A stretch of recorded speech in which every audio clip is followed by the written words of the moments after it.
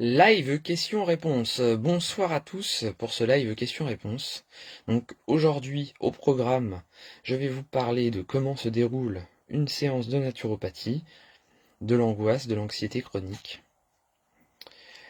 Je vais répondre également à la question est-ce que les jus et aliments crus peuvent être liés à un syndrome de Raynaud.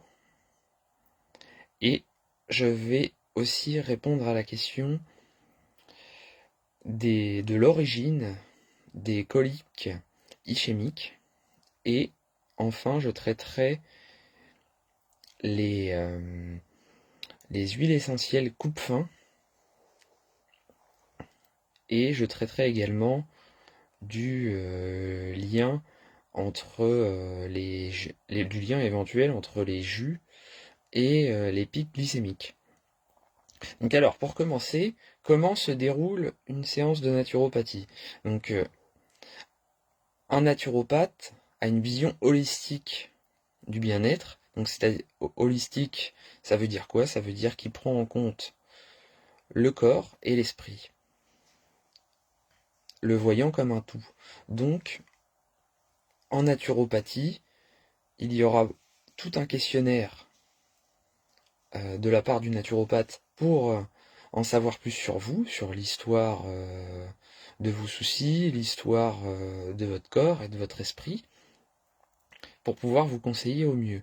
Donc dans un premier temps, des questions, beaucoup de questions pour apprendre à se connaître entre le naturopathe et la personne qui le consulte, pour connaître votre histoire. Ensuite, des conseils adaptés, personnalisés, en fonction des résultats du questionnaire. Donc il s'agira de conseils au niveau alimentaire, au niveau de la phytothérapie, des conseils sur l'hygiène de vie en général, adaptés à vos besoins. Donc à savoir que, comme je vous disais, il y a une vision holistique, on voit le corps comme un tout, où le corps et l'âme ne font qu'un. L'âme, je dis l'âme, hein, mais c'est le corps émotionnel, les émotions et le corps ne font qu'un. Et donc, on analyse tout ça pour avoir des conseils adaptés. Et dans ce cadre, une même problématique ne va pas avoir la même origine, les mêmes causes selon les personnes. Donc à savoir que on ne va pas chercher à travailler au niveau symptomatique uniquement en naturopathie. Par exemple, pour une migraine, on va pas une migraine chronique, on va pas forcément chercher à donner un antimigraineux naturel, enfin ce qu'on pourrait faire et ce qu'on fait quand la migraine est trop importante, mais on va surtout chercher à trouver l'origine et à la traiter, entre guillemets. Hein. Parce que la naturopathie n'a pas pour but de soigner, elle a pour but d'améliorer l'hygiène de vie, de travailler en prévention, en association avec la médecine classique. Et donc, ça ne remplace en aucun cas la médecine classique. Donc, par exemple, prenons l'exemple de la migraine. Pour une migraine, on va chercher la cause. Est-ce que c'est une cause hépatique? Est-ce que c'est une cause nerveuse? Est-ce que c'est une cause reliée à un manque d'hydratation, ce qui est souvent le cas? Est-ce que c'est lié à de l'hypertension? Donc ça, c'est quelque chose qu'on va pouvoir voir au travers du questionnaire, de votre histoire, et puis de, de ce que vous auront dit vos médecins et autres professionnels de santé. Et donc, voilà comment se passe une séance. Des questions, et ensuite, donc, enfin, de l'interaction pour apprendre à se connaître, et ensuite, des conseils personnalisés relatifs à votre cas. Donc, tout en sachant, donc, comme je disais, que on voit le corps comme un tout, et donc tout est interconnecté. Donc, une problématique d'un organe va être étudiée au sens large par rapport à un autre organe, par exemple, qui pourrait être vacillant. Donc voilà. N'hésitez pas à me faire un petit coucou si vous êtes présent. Ça fait toujours plaisir, c'est toujours agréable. Et puis n'hésitez pas à partager aussi pour faire connaître cette page et informer le plus grand nombre. Donc alors, pour la première question que je vais traiter, qui est reliée à l'anxiété, Catherine Le Garrette, bonsoir. Bonsoir Catherine, n'hésite pas à poser des questions si tu en as. Donc pour la première question sur l'angoisse et l'anxiété chronique, la personne me disait que ça durait depuis 10 ans. Oui, il y a des solutions pour sortir de cela. Donc par exemple une consultation en naturopathie pour y voir plus clair. Mais déjà je peux te donner des éléments de réponse. Lise Jenny, je suis là, rebonsoir. Rebonsoir à toi Lise. Je vais traiter d'ailleurs tes 2 questions dans le live. Donc alors, pour l'angoisse et l'anxiété, il faut déjà comprendre l'origine, comme je vous disais tout à l'heure, hein, sur le déroulement d'une séance en naturopathie. L'anxiété, elle peut avoir plusieurs causes, et ça peut être des causes environnementales, des causes purement physiques. Par exemple, un système digestif aux abois, un microbiote complètement en dysbiose, ça peut suffire à avoir un syndrome d'anxiété chronique. Donc voilà, bien voir les causes, identifier les causes. Donc si tu es là, toi la personne qui m'a posé cette question, n'hésite pas à te manifester pour m'en dire plus. Mais déjà je vais parler de manière générale. Répisdor, bonsoir, je vous ai trouvé, merci, avec plaisir, je t'en prie. Donc de manière générale, l'angoisse, ça va être relié à quelque chose qu'on ne maîtrise pas, à du doute, à une peur viscérale de quelque chose. Donc déjà identifier cette peur, comprendre pourquoi, travailler sur ce côté-là. Déjà, premier point, très important. Deuxième point, avoir un environnement sain au plus possible. Donc si vous pouvez agir sur votre environnement de manière positive, essayez d'agir dessus. Troisième point, pratiquer de la respiration, des pratiques méditatives pour vous calmer, vous ancrer vers ce que vous voulez, ce que vous conscientisez comme quelque chose comme des choses que vous voulez et qui sont positives pour vous. Donc et puis donc autre point, se faire une routine, donc une routine positive où vous organisez des moments pour vous, des moments de détente, de lâcher prise, et donc aussi vos tâches quotidiennes donc, que vous devez faire.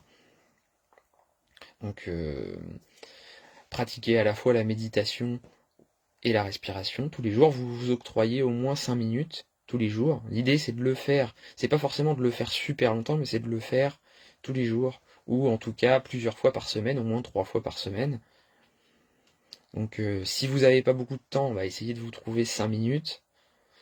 Si vous pouvez pas plus, mais bon, ça c'est quand même faisable de se trouver 5 minutes dans une journée.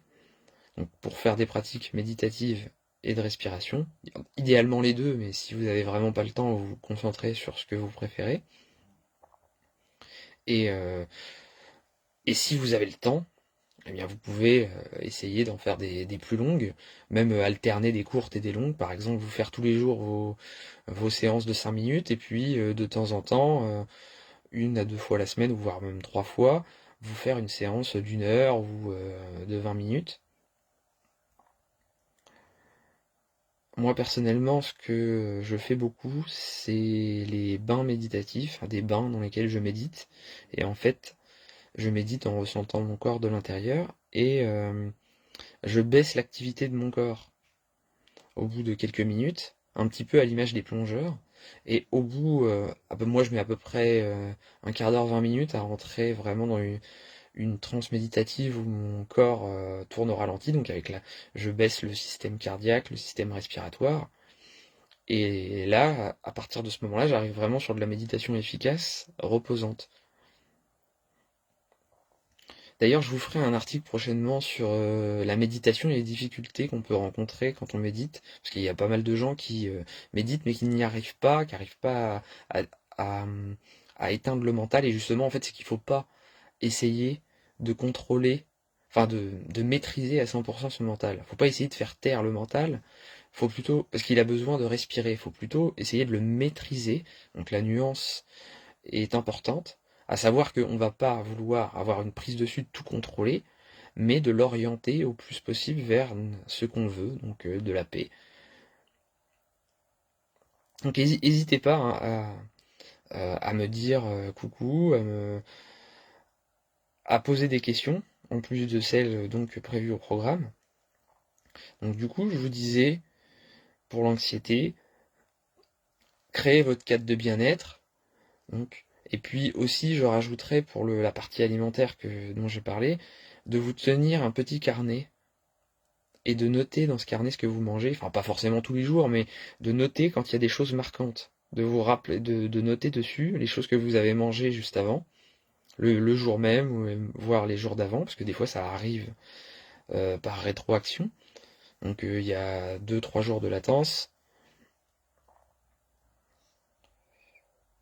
Donc voilà pour l'anxiété. Après, vous avez des choses plus simples. Là je vous ai parlé des causes potentielles.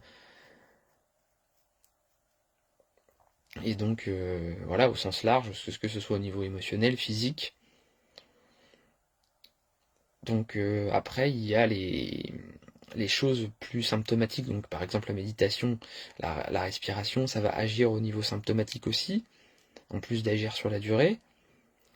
Et donc vos méditations, vous pouvez même ajouter des mantras, des choses sur lesquelles vous concentrez, parce que cette concentration va aider à calmer ce mental.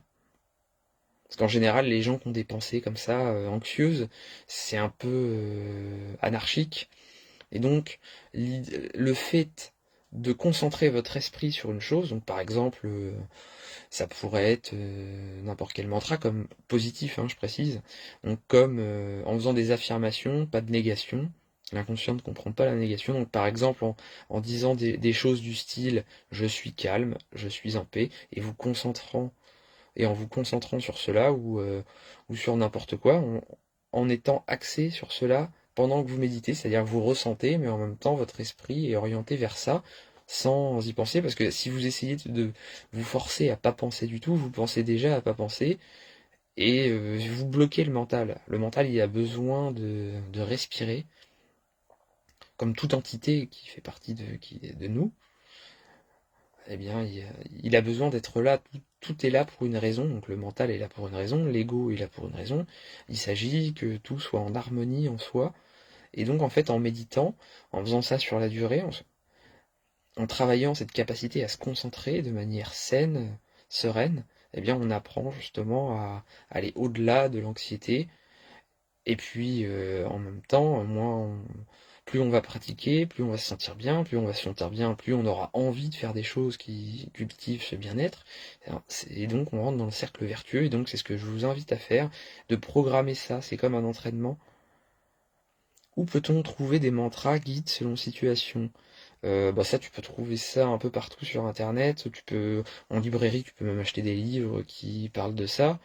Mais tu peux surtout, c'est ce que je t'invite à faire, c'est de les créer toi-même. C'est-à-dire en identifiant tes besoins, tes problématiques, de te dire bon bah ok, là j'ai tel souci, enfin telle chose que j'aimerais changer en tout cas, j'ai j'ai envie de les changer de telle manière, donc du coup je fais un mantra qui parle de cette chose-là. Par exemple, ça pourrait être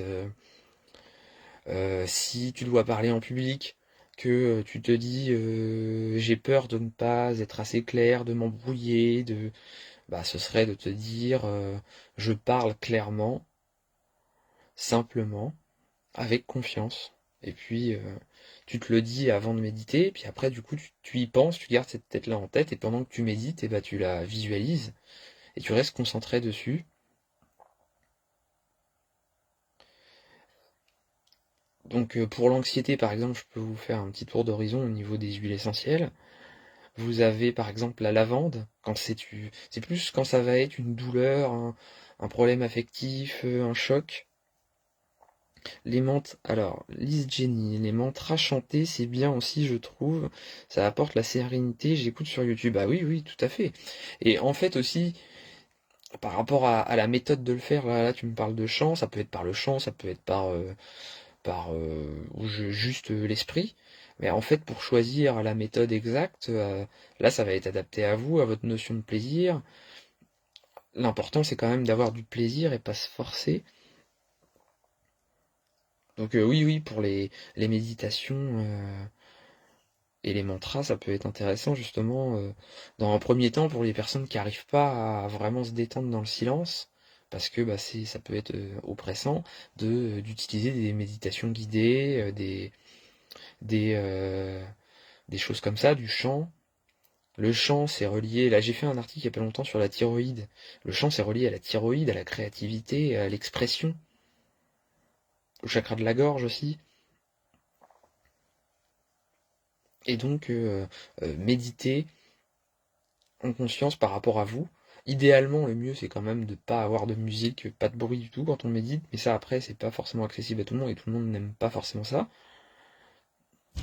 Donc, bah, pour méditer quand vous avez des difficultés, de un, l'entraînement, et de deux, de trouver des alternatives qui peuvent vous aider dans un premier temps. Et de trois, ne pas essayer de bloquer le mental. Un conseil que je pourrais vous donner, justement, c'est la technique de la fleur. Ça s'appelle. Quand vous méditez, c'est-à-dire que l'idée, en fait, je vous ai parlé de cadre de vie et de méditation inclus dans le cadre de vie. L'idée, c'est de nourrir ce que l'on veut et pas de vouloir contrôler tout. En disant ah non, là ça va pas parce que je fais ça et que je fais ça et non, tout n'est pas parfait, c'est normal. Donc l'idée c'est de nourrir et à force de nourrir, à force de l'entraînement, ça sera de plus en plus naturellement comme vous le voulez. Donc là, du coup, j'en reviens à ma technique de la fleur. La technique de la fleur, c'est quoi? C'est que vous méditez, donc vous vous mettez dans le ressenti, pas dans le mental. Vous mettez cette intention-là. Après, vous vous crispez pas à y penser plus que ça. Vous lâchez le mental.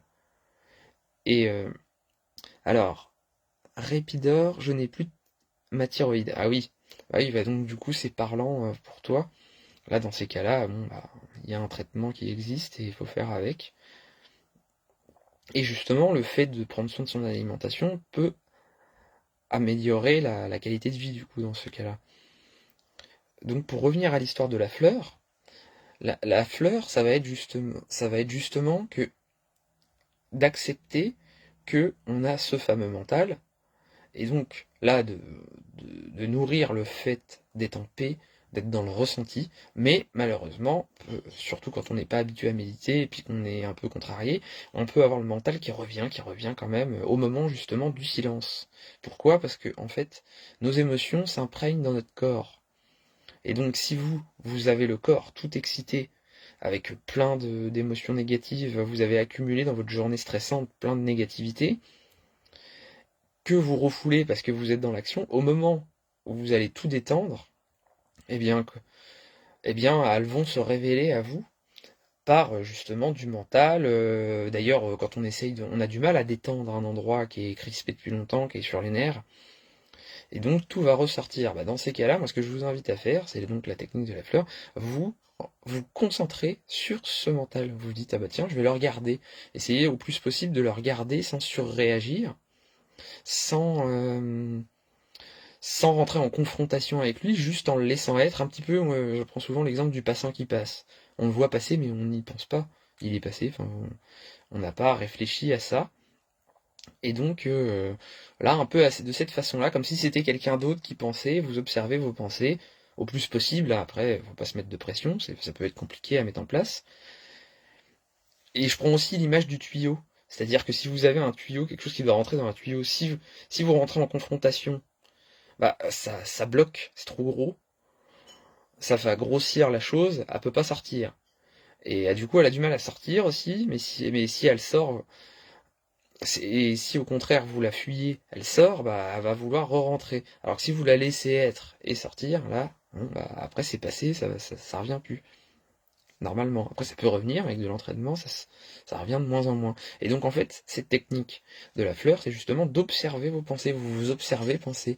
Laissez être les choses sans rentrer en confrontation, sans rajouter des choses dessus. Par exemple, ah, lui, il m'a dit ça, et puis rajouter, donc vous mettre de la colère, de la confrontation, et voire même rajouter des choses. Ah, j'y avais pas pensé, mais aussi, il y a ci, il y a ça, j'aurais dû dire ça. Non, la laisser être. Une émotion non résolue, c'est pas, enfin non, où il n'y a pas de solution trouvée, parfaite. en mode c'est ça que j'aurais dû dire, c'est ça que j'aurais dû faire de manière parfaite, et ben c'est très bien justement, la méditation, c'est une invitation, une ode au doute, à l'acceptation du doute, au fait que les choses ne sont pas forcément comme on le veut. À, à force de méditer, on apprend justement à prendre du recul et on apprend que les choses sont transitoires, les choses, tout est transitoire, une émotion est transitoire et à une durée de temps limitée, tout est transitoire. Et donc, cette technique, ça va être de regarder cette technique de la fleur, de regarder cette émotion, puis au bout d'un moment, naturellement, on va se dire, bah non, mais c'est pas ça que je veux faire, qu'est-ce que je fais? Et du coup, on va revenir à la méditation, à se concentrer sur nos ressentis. Et puis, bah, on va faire un peu des allers-retours, ça fait pour ça que ça fait des fleurs, ça fait des allers-retours, autour de l'idée centrale, qui va être là. Et ben, on va faire des allers-retours, hop, on arrête de méditer, on est dans le mental, hop, on arrête, et ça fait des pétales, comme ça, hop là. Je sais pas si je fais bien, enfin, ouais, pas terrible, mais bon. Et donc, ces allers-retours, à la fin, deviendront de plus en plus petits, et jusqu'à s'éteindre, et qu'on soit pleinement dans la méditation. Parce que, en fait, comme je vous disais, le mental s'imprègne dans le corps. Donc, si le corps est excité, l'esprit est excité. Donc c'est pour ça qu'il vaut mieux être immobile pour être en paix. Immobile le plus possible. Et puis donc se détendre, et là on va pouvoir trouver la paix. Mais à contrario, ce qui peut être contradictoire, c'est que justement quelqu'un qui a du mal à méditer, eh ben, il va être plus en paix quand il va bouger. Pourquoi? Parce que justement comme il est dans l'action, eh bien il cette action, le fait d'avoir la tête dans le guidon, d'être sur les nerfs entre guillemets, eh bien, ça stimule la production de cortisol qui, quand il est pas trop élevé, va quand même avoir un effet anti-inflammatoire, et donc du coup qui va éteindre toutes ces choses-là. Et donc, comme là, du coup, il y a une paix du mental, entre guillemets, artificielle, parce que on est en mouvement. Mais du coup, dès qu'on va se mettre à l'arrêt, hop, tout le mental va ressurgir, du coup. Parce que il est là, en fait. C'est juste avant, il était éteint avec cette agitation. Et donc, ça va quand même être la solution d'être immobile pour trouver la paix, parce que bah va y avoir ce mental là, et après une fois qu'il sera éteint, par exemple avec la technique de la fleur, et ben là on pourra vraiment se reposer de manière calme. Donc voilà pour ce qui est de la méditation, de l'anxiété. Et donc je vous parlais des huiles essentielles, il y a par exemple celle de lavande. Là ça va plus être quand il y a une douleur, on a un problème affectif. Il va y avoir celle de Néroli, mais qui est assez cher. Donc là, dans ces cas-là, je vous invite plus à vous tourner vers celle de Petit Grain Bigarade, qui est beaucoup beaucoup moins chère, et puis qui ressemble au niveau des vertus. Si c'est parce que vous avez besoin d'être rassuré, que vous avez des addictions, que vous n'êtes pas ancré, il y a celle d'Angélique qui est très bien. Son action est symbolisée par un ange qui vous prend par la main pour vous aider à prendre soin de vous. Donc par exemple, elle va être idéale si vous êtes dans l'anxiété tout le temps, mais que vous savez que vous devez réformer votre hygiène de vie, votre façon d'être, mais que vous le faites pas parce que tout le temps stressé, vous vous remettez à plus tard, ou que bah, vous-même vous avez une addiction. Là, ça va être une huile essentielle intéressante. Il y a celle de Géranium rosa pour retrouver l'amour de soi et l'amour des autres. Pour retrouver la confiance, vous allez avoir celle de laurier noble, par exemple.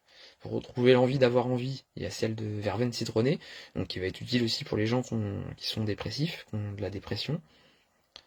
N'hésitez pas hein, à me faire des commentaires, je les lis. Donc, vous avez aussi celle de camomille en cas de choc émotionnel ou en cas d'angoisse aussi, pour calmer les choses. Mais après, si c'est compulsif, la camomille, comme à l'Andorre, si c'est des tocs ou des choses comme ça peut justement stresser parce qu'on oublie le truc auquel on était en train de penser. Là, dans ces cas-là, je recommande plus celle de nard de l'Himalaya, qui va aider justement à faciliter cette paix intérieure et le fait de trouver la paix quand on essaye de la trouver. Qu'est-ce que je pourrais dire aussi? La marjolaine à coquille, qui est une antidépressive. Mais attention aussi, là, pour le cas où il y a le mental qui est trop excessif. Là, même problème, ça va même plutôt avoir un effet excitant, puisque ça va jouer sur la sérotonine notamment. Et donc, ça peut créer un déséquilibre de sérotonine, dopamine, et du coup, pour les personnes qui ont des TOC, des tics ou des troubles obsessionnels en général, ça peut poser problème. Est-ce que ces huiles essentielles peuvent être reprises avec leur visée par écrit? C'est-à-dire leur visée par écrit. Est-ce qu'elles peuvent être reprises? Tu veux dire, est-ce que je pourrais le marquer à l'écrit? Est-ce que tout ce que j'ai dit? C'est ça, non? Alors, Lise Jenny, l'huile essentielle d'encens bio est très bien pour le calme. Oui, oui, tout à fait. Là, j'ai dit celle de nard de l'Himalaya, mais celle d'encens aussi fera l'affaire. Après, au niveau des huiles essentielles pour le stress, euh, il y a aussi une part personnelle. C'est-à-dire, faut aussi, on appelle ça l'aromathérapie olfactive par rapport à la, à l'efficacité selon chacun au niveau olfactif pour les huiles essentielles. C'est-à-dire que il y a des huiles essentielles qui vont plus, là dans toutes celles que j'ai citées, ma liste n'était pas exhaustive, il y en a bien d'autres, hein, mais il va y en avoir qui vont plus vous parler. Donc c'est aussi à vous, là je vous en ai donné quelques-unes, c'est à vous aussi de voir celles qui vous parlent le plus, auxquelles vous êtes plus réceptive, ça peut pour des raisons différentes, hein. Donc oui, ce que j'ai à Répidor, ce que j'ai cité, oui, je pourrais le mettre par écrit, y a pas de souci. Alors, Zaza Isabelle, j'ai fait une colite ischémique, pardon. Les médecins ne savent pas d'où cela vient, merci. Ah oui, bah donc ça c'est quelque chose que j'ai prévu de traiter. Je finis juste là sur les huiles essentielles, et puis après du coup je passe à cette question. Lise Jenny, en effet, les odeurs nous appellent. Ben oui, c'est puissant les odeurs. Ça nous rappelle en une fraction de seconde des souvenirs de l'enfance. Ça nous ramène à des émotions. Et puis c'est purement physique. C'est pas juste, euh, comme dirait une certaine personne, de la poudre de perlimpinpin. C'est pas quelque chose d'ésotérique ou quoi que ce soit. C'est relié à des éléments purement physiques. Il y a des nerfs olfactifs. Ces odeurs sont liées à des molécules qui pénètrent, qui arrivent jusqu'au nerf olfactif et puis qui permet du coup des effets au niveau du système nerveux. Ça vient pas d'un claquement de doigts. Et là justement, je parlais des souvenirs de l'enfance. Il y a celle d'Immortel qui est très bien. Donc l'hélicryse d'Italie qui est très bien pour les chocs émotionnels, même ceux reliés à la petite enfance. Alors, les odeurs peuvent aussi nous répulser, souvent signe qu'elle ne nous convient pas, m'a-t-on dit. Oui, exactement. D'ailleurs, ce qui est intéressant, c'est que souvent, quelque chose qui va traiter la problématique de quelqu'un, la personne ne va pas supporter l'odeur. Pourquoi? Parce que cette chose-là va la traiter de manière trop forte. Et donc, du coup, ça va trop remuer la chose qui va pas.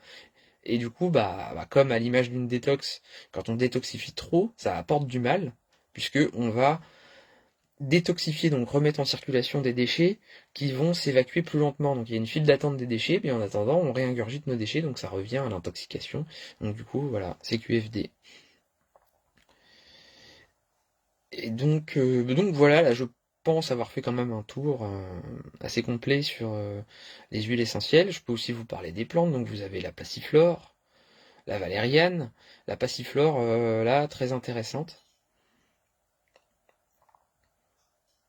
Donc je vous conseille par exemple la passiflore en cas d'anxiété, l'aubépine aussi. Répidor, ok, super intéressant. Bah, avec plaisir, je t'en prie, si t'as d'autres questions, n'hésite pas, pareil pour tout le monde. Et là maintenant, je vais passer à la question de Zaza Isabelle. J'ai une colique ischémique, les médecins ne savent pas d'où cela vient. Là, plusieurs options. Donc je précise que je ne suis pas médecin. Euh, la colique ischémique, ça vient d'un problème de circulation au niveau, euh, au niveau de l'intestin. Donc pourquoi il y a un problème de circulation? Ça peut être parce que, par exemple, tu as des formations de caillots sanguins. Ça peut être parce que tu as un problème d'hypotension au niveau de la zone. Ça peut être parce que tu as une maladie chronique au niveau digestif, que ça fait des lésions au niveau des vaisseaux sanguins euh, qui sont proches. Ça peut y avoir vraiment, là, de manière, je peux pas te répondre de manière personnelle, parce que peut y avoir vraiment plusieurs facteurs.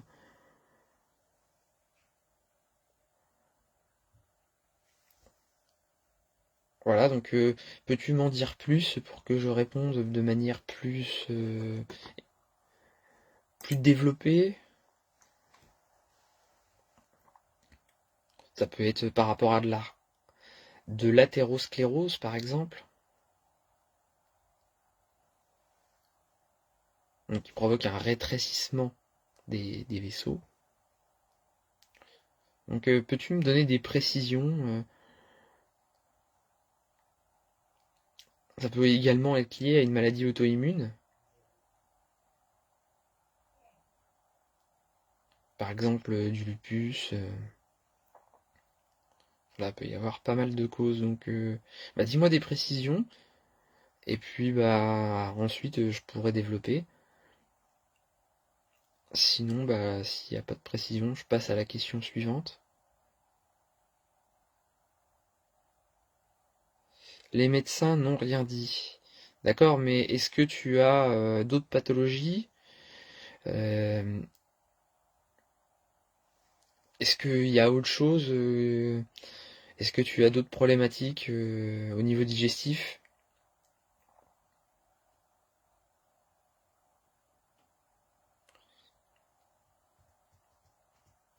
Est-ce que par exemple tu as des problèmes d'hypertension, des problèmes au niveau sanguin? Est-ce que, enfin, mis à part ça, bien sûr, je veux dire, est-ce qu'il y a des choses marquantes chez toi qui ne vont pas?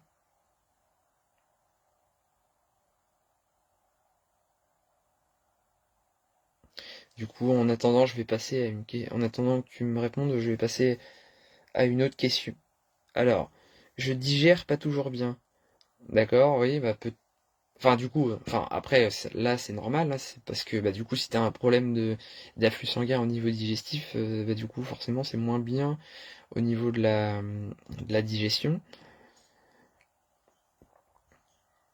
Ouais, donc là je t'ai dit les causes, plusieurs causes possibles. Après je sais pas laquelle est vraie dans ton cas, mais ça ce serait là pour te dire, là ça nécessiterait enfin une séance à distance en visio ou en cabinet.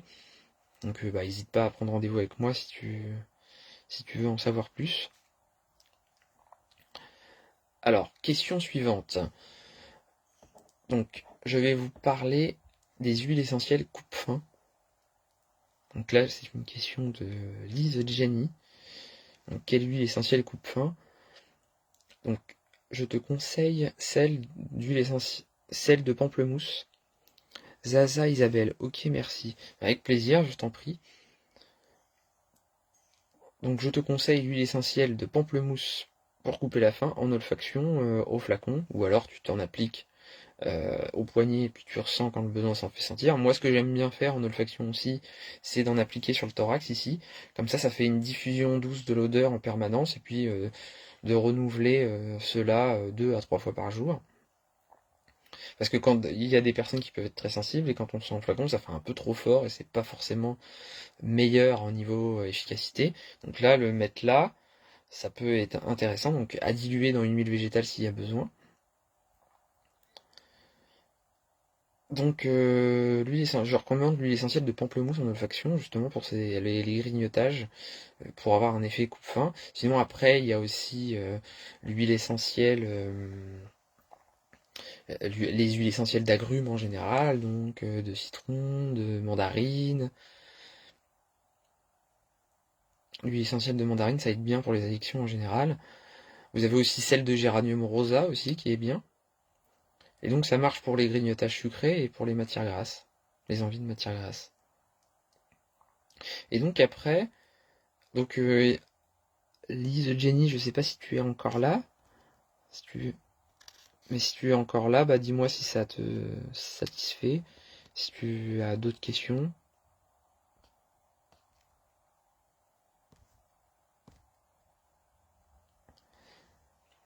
Lise Jenny, oui. Ah bah super. Donc sinon après ça peut aussi marcher en interne sur un. Enfin du coup sur un comprimé neutre, parce que sur un sucre du coup c'est un petit peu bête si vous faites ça contre le grignotage sucré. Si vous prenez un sucre pour enlever l'envie de sucre, c'est un petit peu dommage, hein. Alors maintenant je vais passer à ton autre question, Lise Jenny. Est-ce que les jus peuvent provoquer des pics glycémiques? Eh bien, si c'est des jus fraîchement pressés avec des légumes et fruits de qualité, c'est très peu probable. Pourquoi? Parce que, de un, les fruits et légumes sont frais, les molécules sont fraîches, contrairement aux molécules donc des jus pasteurisés que vous allez acheter, qui ont été créés, mis en bouteille il y a 2 mois. Où là, donc déjà les molécules, elles sont, en niveau efficacité, elles sont pas terribles du tout. Et donc, en plus de ça, elles n'ont pas été pasteurisées et il n'y a pas de sucre ajouté. Ce sont les vrais sucres naturels. Et ces sucres naturels-là sont des moyens de transport pour ces molécules. Et en fait, même dans les fruits, les jus de fruits, dans quasiment tous les jus de fruits, vous n'avez pas de pic glycémique. Ça a été étudié en laboratoire. Enfin, il y a eu des études sur le sujet qui ont montré que, par exemple, pour le jus de pomme, les chercheurs s'attendaient à avoir un pic glycémique après. Eh bien, ils ont remarqué que, au contraire, la glycémie était meilleure après ingestion du jus de pomme qu'avant. Pourquoi? Parce qu'il y a ces fameuses molécules qui agissent, enfin ces flavonoïdes, polyphénols et autres molécules bioactives qui agissent comme régulateurs cellulaires et qui sont intelligentes entre guillemets, qui ont un effet adaptogène entre guillemets léger et qui permettent une régulation hormonale, une régulation cellulaire globale au niveau inflammatoire, au niveau immunitaire, mais là du coup ce qui nous intéresse c'est le sucre, donc qui vont permettre une régulation de la glycémie. C'est comme si elles aidaient le corps à s'adapter, à faire ce dont il avait besoin, donc un effet adaptogène donc. Et il y a des molécules plus ou moins spécifiées dans des domaines, il y en a qui vont plus être spécifiques à la glycémie, d'autres à l'inflammation, d'autres au système immunitaire, mais en règle générale, dans les fruits et les légumes, il y a une variété assez développée qui permet d'avoir une action sur la glycémie, et donc va pas y avoir de pic glycémique. Non, après, ça veut pas dire qu'il faut prendre des jus de fruits, c'est pas ça que qu'il faut attirer l'arigot, c'est pas ça que je dis. Les jus de fruits, dans les cures de jus, on essaye de les limiter à maximum un tiers. Voire il faudrait idéalement être à un quart à peu près pour les jus de fruits, mais quasiment tous les jus de fruits ne vont pas créer de pic glycémique, pour les raisons que je viens de citer. Un, les molécules bioactives, qui sont reliées à du sucre frais, donc très important, parce que le sucre est c'est un transporteur justement de ces molécules, parce que d'ailleurs ces molécules-là et le sucre lui-même sont imbriqués ensemble souvent. Vous avez par exemple la quercétine qui va être... il y a plusieurs formes de quercétine. Vous avez de la quercétine reliée à de la fibre, de la quercétine reliée à du sucre, et donc qu'est-ce qui va se passer? Votre microbiote va les digérer, les bactéries, donc micro-organismes dans votre intestin, va les casser pour isoler le sucre et la molécule native. Et des fois, même la molécule native peut passer dans le sang directement, mais ça c'est moins, c'est plus rare. Et en général, ils vont être coupés ensemble, mais il y a toujours cette mémoire moléculaire qu'ils ont été ensemble. Et donc le fait qu'il y ait du sucre sur ces molécules-là va favoriser le fait que les bactéries s'agglutinent autour de ces molécules-là et les rendent biodisponibles dans le sang en fait. Et puis donc pour ce qui est des légumes, dans les légumes il n'y a pas de sucre, donc enfin si il y en a un petit peu, mais c'est très léger, ça va pas provoquer de pic glycémique plus que ça. Donc avec des jus de fruits, éventuellement selon les fruits, vous pouvez avoir des pics glycémiques, mais c'est très peu probable et ça va aussi dépendre de votre microbiote à vous. c'est très peu probable puisqu'il y a des agents de régulation de la glycémie dans ces fruits et légumes. Par exemple, je vous ai cité la pomme en jus, mais pour la poire, c'est pareil, ça régule la glycémie. Pour les fruits rouges, c'est pareil, les fruits rouges régulent la glycémie. Il y a eu une étude il y a plusieurs années qui montrait que un verre de jus de fruits rouges, alors il y avait 5 fruits rouges de mis dedans, alors je me souviens plus lesquels exactement. Il y avait de la myrtille qui est spécialiste, il y avait du cassis, puis il y en avait 5, je sais plus les autres. Et ils ont remarqué que au bout de 2 semaines, eh bien la glycémie était revenue à la normale, alors que bah, du coup ces personnes-là dans l'étude ne prenaient plus de médication.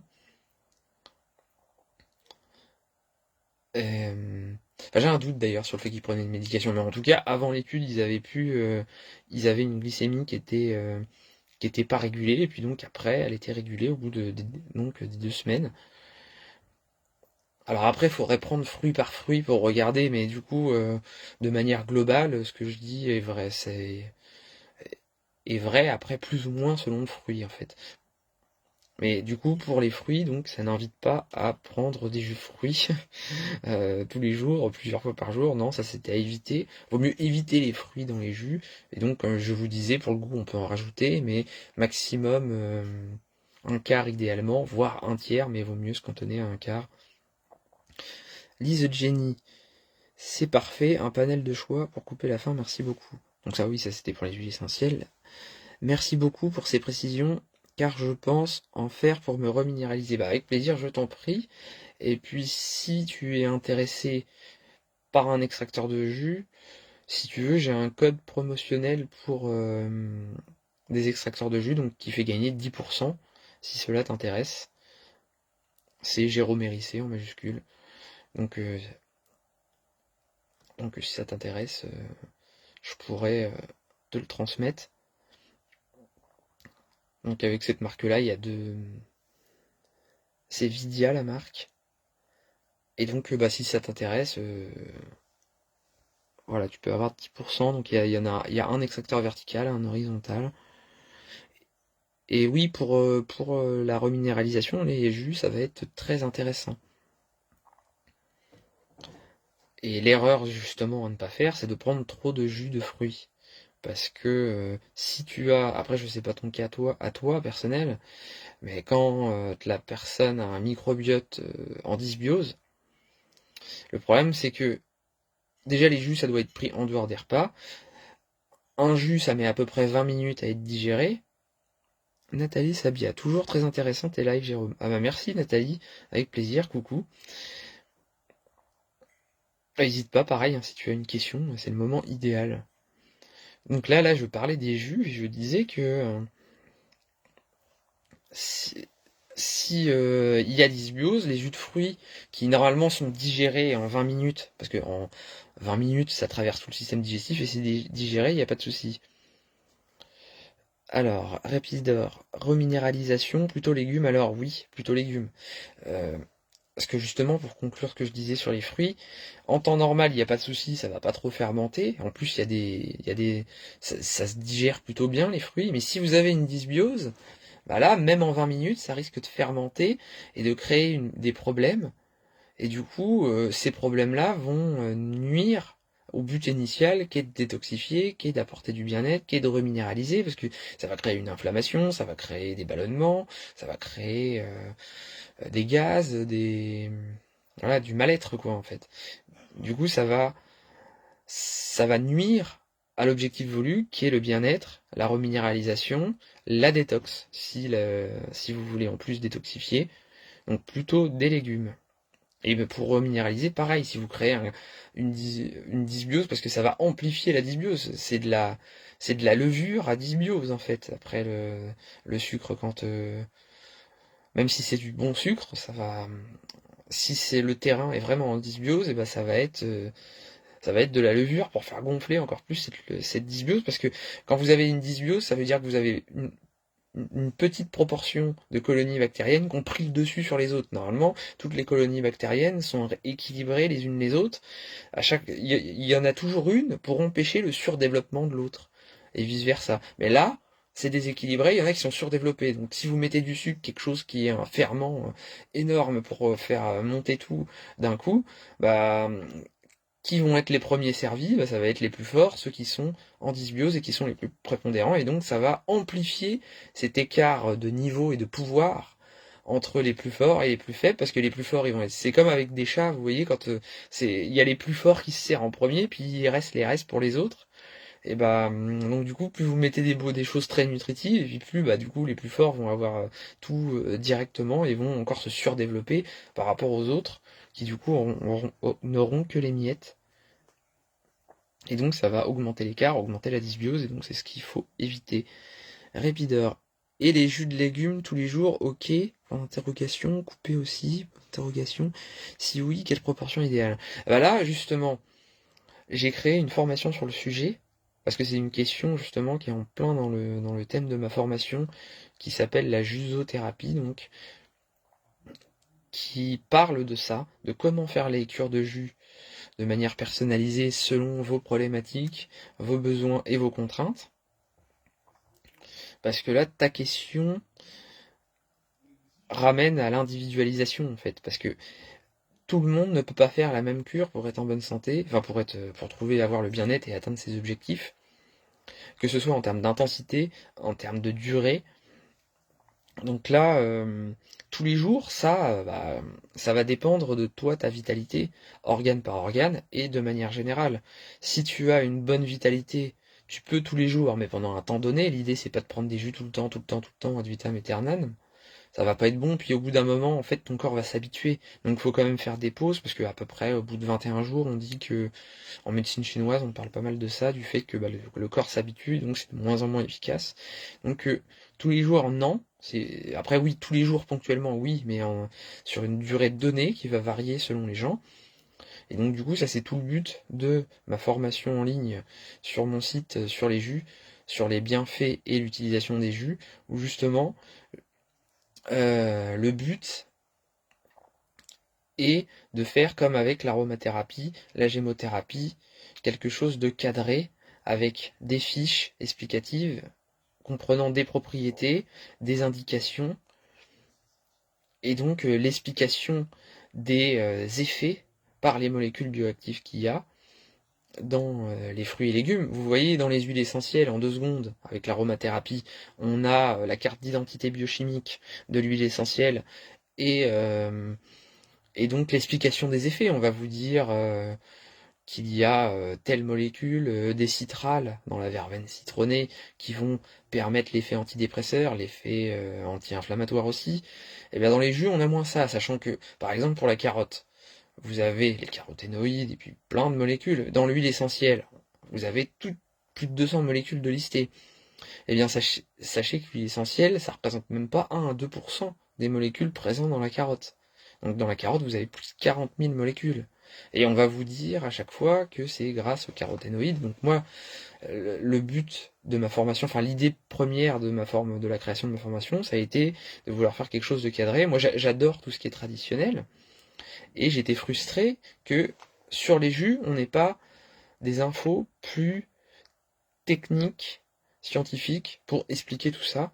Et donc dans ma formation, du coup, moi en amont, j'avais déjà travaillé à faire un recensement des molécules, de leurs effets, et donc j'ai voulu créer cette formation justement pour, euh, pour avoir la même chose qu'avec la gémothérapie, aromathérapie. Et donc j'ai voulu en fait joindre le traditionnel au scientifique. Parce qu'on disait, au moment où il y avait une explosion des formations sur les jus, on disait oui, mais enfin les détracteurs disaient oui, mais c'est pas prouvé scientifiquement. Bon, ce qui est vrai et faux, mais en même temps, bah il n'y a pas un travail scientifique fait sur le sujet. Enfin, il n'y a pas un travail, il n'y a pas une science qui explique de manière cadrée pourquoi ça marche pas dans tel ou tel cas. Et en soi, les, les fruits et légumes ont des molécules bioactives comme les polyphénols, les flavonoïdes, les tanins, enfin, qui font partie des familles que j'ai citées avant, et enfin, qui font partie des polyphénols. Et donc, des études sur les effets des polyphénols, il y en a plein. Donc, moi j'avais recensé tout ça, toutes les études sur les effets, toutes les études qui recensaient euh, les molécules, et quelles qu'elles soient, polyphénol ou n'importe saponine, ou etc., pour après expliquer que tel jus a telle vertu, parce que dedans il y a des salicilates, par exemple, pour les amandes. Alors, Repeater, tu me dis, et certains légumes à favoriser, à éviter. Oui, oui, certains légumes à favoriser, à éviter, selon ton cas, en fait. Et justement, dans la formation, en fait, j'explique comment étalonner, vous, votre vitalité, et comment étalonner celle des autres. Parce que justement, cette formation-là, elle est faite pour les thérapeutes, et pour ceux qui veulent juste apprendre à faire des cures de jus pour eux. Et donc, pour ceux qui veulent juste le faire pour eux, au moins ils connaissent pour eux, et puis ils peuvent aussi faire partager leur savoir à leurs proches. Coco No Candy. Bonsoir à tous. Bonsoir à toi. Et donc, dans la formation, j'explique comment mesurer sa vitalité. Et donc, il y a plein de questions. Et puis, selon tes réponses au questionnaire, tu as un score. Selon le score, tu es très vitalisé, moyennement vitalisé, euh, peu vitalisé, très peu vitalisé, etc., etc. Et donc, tu as des conseils sur les aliments à éviter, les aliments à favoriser et dans quelle quantité. Et donc, tu vas faire ces bilans de vitalité sur chaque organe. Et donc, parce que l'idée, si tu as un organe faible, tu dois t'adapter à cet organe faible. Si tu vas au-dessus des capacités adaptatives de cet organe faible, ça va pas être bon. Donc du coup, tu vas quand même toujours être limité par ton organe faible. Même si les autres peuvent suivre, on s'en fiche, tant pis, tu vas devoir te calquer sur le faible. Et donc, selon tous les questionnaires de tous les organes, tu vas avoir toutes les choses à éviter, en quelle proportion les prendre, enfin les choses à éviter, dans quelle proportion les prendre si tu les prends, et les choses à favoriser, dans quelle proportion, selon ta vitalité. Donc voilà, si tu es intéressé, je mettrai le lien en description, enfin ou en commentaire. Donc voilà. Et puis après, c'est pareil, quand vous faites une cure, il faut voir plusieurs choses. Vous avez, vous, vos objectifs, vos besoins, vos besoins personnels, selon votre cas personnel. Donc là, ça rejoint votre vitalité. Quelle vitalité vous avez? Quelles sont vos carences? De quoi vous avez besoin? De manière générale, de base. Et puis, qu'est-ce que vous avez besoin pour ces objectifs-là, précisément? Et puis, quelles sont vos contraintes? Donc, comment adapter vos besoins, vos objectifs et vos contraintes?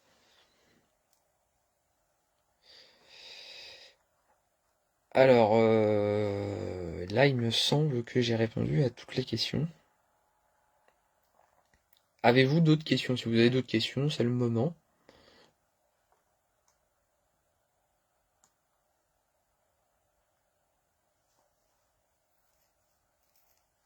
Dites-moi, si vous, sinon, nous nous laisserons sur ces belles paroles.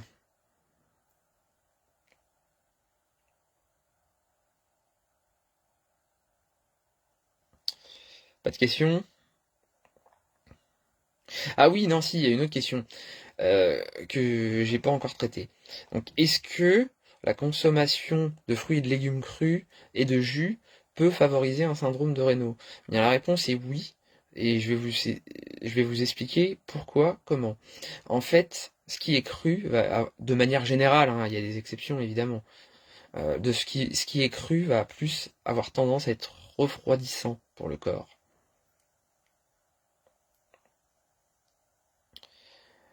Euh, Répidor, j'ai mis une question sur le sommeil sur la page. Ah je l'ai pas vue.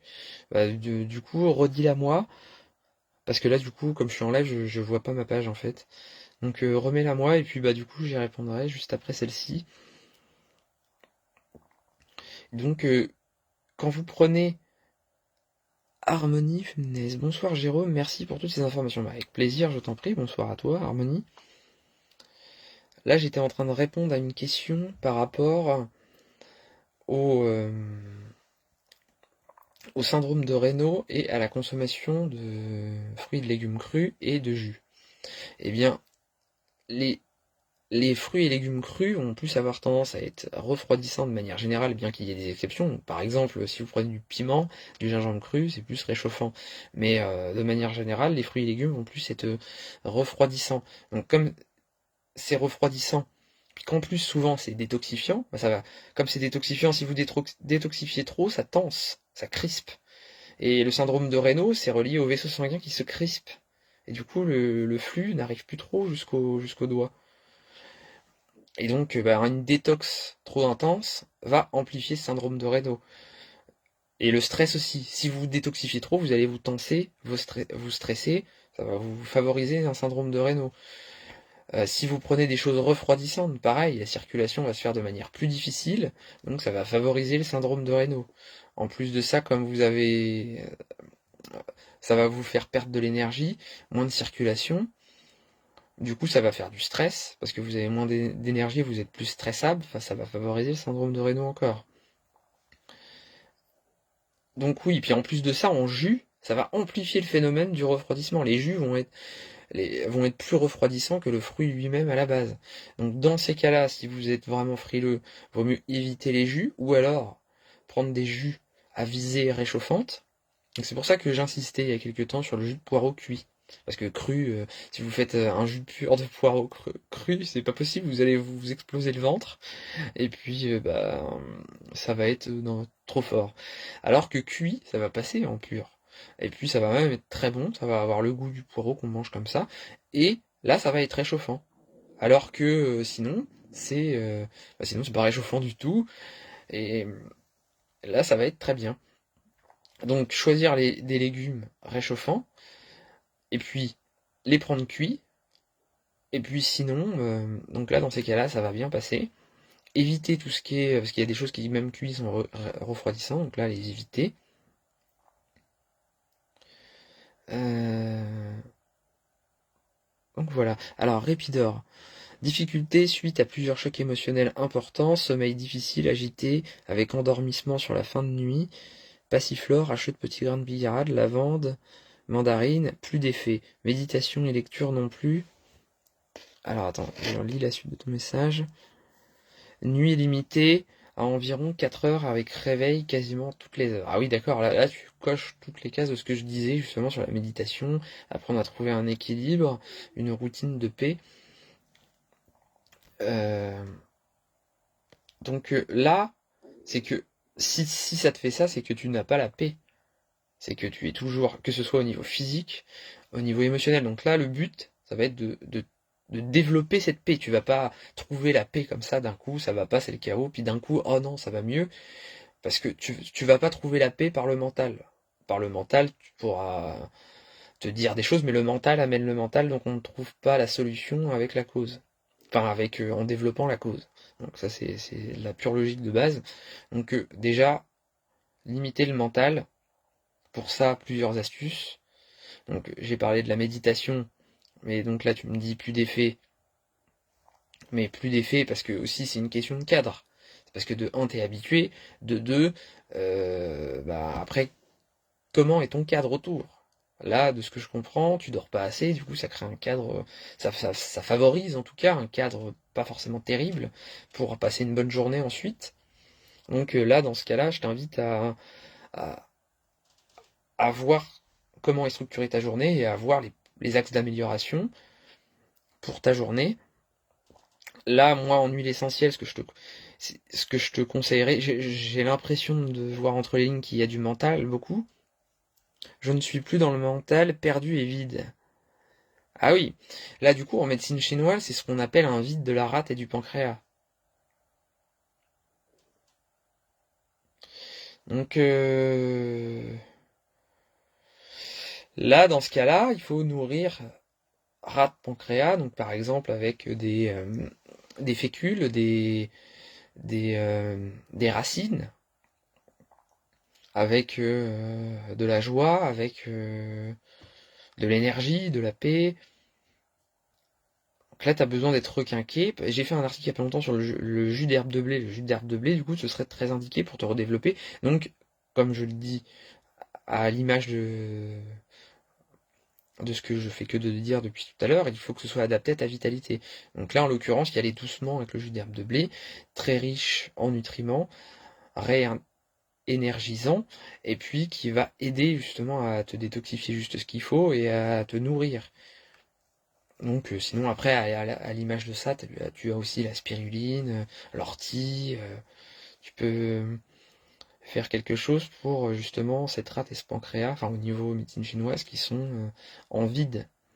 Et donc par exemple en plante, il y a l'astragale qui est très intéressante pour ça, donc à prendre en tout petit dosage. Que je te conseille, c'est une pointe de cuillère à café pour commencer, parce que c'est très puissant, et d'attendre bien une semaine ou deux avant d'augmenter. Et d'attendre toujours au minimum 5 jours avant de décider d'augmenter la dose. Donc là, dans ces cas-là, ouais, dans ces cas-là, du coup, ça va être la nutrition des bonnes choses, voir ton foie, dans quel état il est, parce que ça peut aussi parler d'un foie qui est en vide total. Donc par exemple pour le foie, là je te conseille d'éviter l'endive, qui amène du froid, qui euh, est un peu inhibitrice du foie, calmante. Donc là du coup ça va peut-être être un petit peu trop fort, plus prendre quelque chose d'un peu plus stimulant comme du fenouil pour le foie. Donc voilà, c'est le bon moment de faire une cure du foie. Donc là tu peux, mais en y allant tout doux. Donc par exemple je t'ai parlé de fenouil, que tu peux prendre en jus. En plante, je te conseille des plantes plutôt à visée protectrice, d'éviter les drainages intenses. Donc Desmodium, Chrysanthellum americanum par exemple, qui est plus à visée régénérante. Si tu veux en prendre une qui est en plus un petit peu drainante, il y a le chardon-marie. Et là, moi, ce que je te conseille, c'est plus d'en prendre une qui est à visée protectrice. Là, en l'occurrence, le desmodium, et de faire une cure, parce que sur la durée, comme ça, l'idée, c'est de faire une cure légère. Si le foie est un peu dévitalisé, ce qui du coup a l'air d'être ton cas, il faut y aller tout doux, tout doux, tout doux, tout doux, tout doux. Sachant que là, tu m'as parlé de choc émotionnel. Si vous avez eu des gros chocs émotionnels, ça impacte le foie. Le foie est l'usine chimique de tout le corps. C'est le gardien de la gestion des émotions, parce que c'est lui qui va... Les émotions, ça crée... C'est lié à des hormones. Mais c'est le foie qui gère ces hormones-là, qui les rend éliminables pour qu'elles partent, et qui les rend utilisables pour qu'elles soient utilisées. Donc si votre foie est au ralenti, bah la gestion émotionnelle, ça va pas être ça. C'est lui qui aide à digérer les émotions, entre guillemets. Donc c'est très important. Et si vous avez eu des gros chocs émotionnels avant, ça impacte le foie. Si vous avez eu des périodes de stress intense ou de mal-être émotionnel, ça impacte le foie. Et donc du coup, si vous avez eu ça, après votre foie derrière, il a perdu de sa superbe, de sa vitalité. Et donc, si c'est le cas, faut éviter de faire des grandes cures détox, parce que votre foie est peu vitalisé, parce que faire une grande cure détox, ça va remettre tout en circulation. Donc ça voudrait dire faudrait que pour faire ça, faudrait que votre foie soit capable de supporter un grand largage de toxines et donc une grande intoxication. Bah, pareillement que quand il a reçu les toxines à la base. Donc si vous avez le foie épuisé, faut éviter ça et prendre plus quelque chose qui va le faire tout doux sur la durée. Et donc pour voir quelle intensité, quelle durée à faire pour vos cures détox du foie, voilà, je vous invite à prendre rendez-vous avec moi pour un suivi en naturopathie, puisque c'est à personnaliser. Donc là, du coup, est-ce que ça répond pleinement à ta question, Répidor? Donc je précise en plus que faire un drainage de la vésicule, faire un drainage du foie intensif chez quelqu'un qui est fatigué, chez quelqu'un qui est stressé, pardon, ça va être contre-productif. Quand vous êtes stressé, l'évacuation des voies biliaires se fait mal. Quand vous êtes stressé, la, la, le drainage en fait hépatique et de la vésicule biliaire, ça va surfatiguer la personne stressée, ça va ça va la stresser encore plus et ça va être contre-productif. Je déconseille dans ce cas-là, il faut d'abord traiter le stress en amont. Alors, Rapideur, ça donne une orientation, merci. Bah, avec plaisir, je t'en prie. Donc là, il me semble avoir traité toutes les questions. Sur la dernière question, par rapport au syndrome de Raynaud, j'y ai répondu.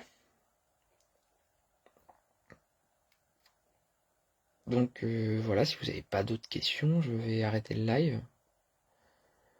Par exemple, pour le foie, je vais rajouter en plus réchauffant, en quelque chose qui draine le foie et qui est réchauffant, vous avez le fenouil, qui a plutôt une tendance à être réchauffant, qui draine le foie, le poireau aussi, cuit, hein, je précise.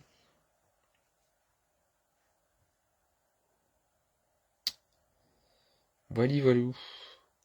Y a-t-il des pistes spécifiques pour le deuil?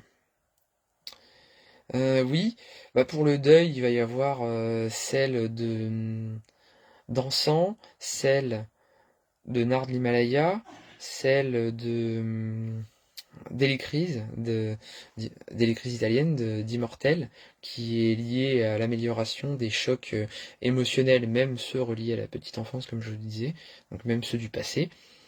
Vous allez avoir celle de Géranium rosa qui redonne l'amour de soi et l'amour des autres. La lavande, qui aide, je vous parlais en cas de problème affectif, là ça aidera. La camomille aussi beaucoup. Mais là du coup le problème c'est que tu vois pour celle du style camomille, c'est plus une qui éteint. Donc du coup je te conseillerais plus en cas de deuil quelque chose qui ravive la lumière quoi. Donc du coup l'encens elle va pas trop éteindre donc ça va aller. Mais du coup pour celle qui ramène un peu de la lumière, de la joie, tu vas avoir toutes celles d'agrumes, celles de verveine citronnée par exemple. Euh, oui c'est ça. Euh, Alors, Alice Jenny, peut-on mettre une bouillotte sur le foie? Oui, très bonne idée. Mettre une bouillotte sur le foie, ça va être très bien pour stimuler la digestion. D'ailleurs, quand on digère et qu'on est fatigué, toute la circulation sanguine part des membres pour aller se diriger vers la digestion, c'est le plus important. Et donc aussi, ça c'est une piste hein, aussi sur le côté syndrome de Raynaud. Et donc pour le deuil, je te conseille plus de t'orienter vers de la lycrise, vers de la verveine citronnée, des agrumes que vers la camomille ou la lavande. Sinon, il y a celle d'ylang-ylang aussi, celle de pruche pour lâcher prise, apprendre à accepter, etc. Qui peut être intéressante pour le sommeil également, celle de pruche.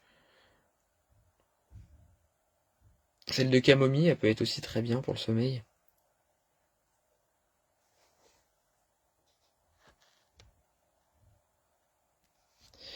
Et aussi, je te recommande Répidor pour le côté je me sens vide sans mental, c'est une cure de graines d'ortie. En prenant pas trop parce que c'est un stimulant.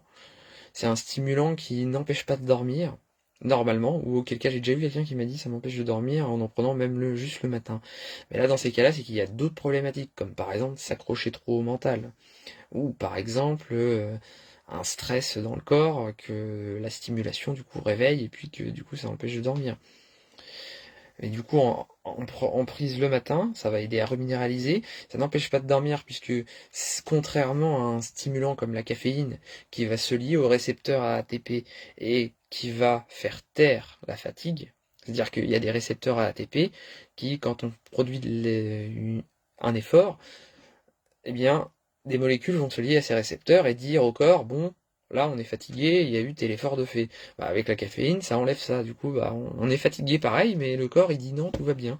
Mais au final, on est fatigué pareil. Du coup, ça va pas être bien. Et puis en plus de ça, on va avoir des problèmes pour dormir. Alors que là, il n'y a pas cet effet-là avec la graine d'ortie. Et en plus de ça, ça va nourrir ton corps, le reminéraliser, etc., etc. Et puis du coup, aider à équilibrer ta rate. C'est une plante adaptogène, la graine d'ortie. Tu peux la trouver sur Internet, par exemple. Ça se trouve pas communément hein, dans le marché. Donc c'est pour ça que je te parle d'Internet, parce que moi, en magasin bio, j'en ai jamais vu. Et sur Internet, je te conseille l'Arboristerie Valmont. Et donc ça peut se trouver toute l'année dans ce site, parce que c'est des graines séchées, donc du coup, une fois que c'est cueilli, tu peux le prendre toute l'année. Et donc la bouillotte sur le foie, ça c'est très bien aussi, hein, Lise.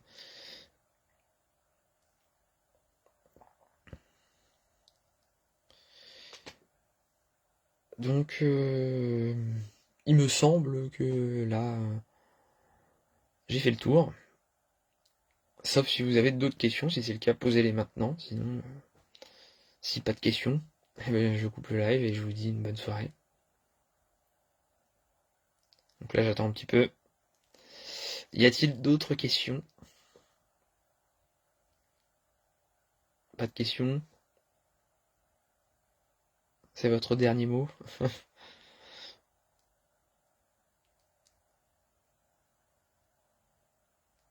Donc, pas de questions. Donc, du coup, je vais fermer ce live et je vais vous souhaiter une bonne soirée. Bonne soirée à tous. Merci à vous d'avoir suivi ce live. Repeater, un tout grand merci. Bah, merci à toi aussi de m'avoir suivi dans ce live. Et je te souhaite une bonne soirée. Comme je souhaite une bonne soirée à tout le monde. Portez-vous bien, bonne soirée et à bientôt pour un prochain live. Au revoir. Bonne soirée à toi aussi, Répida. Harmonie Funès, très belle soirée à toi et un grand merci. Et avec plaisir, je t'en prie, et idem pour toi, bonne soirée. Lise Jenny, merci infiniment, bonne soirée à vous aussi. Avec plaisir, je t'en prie, belle soirée à tous.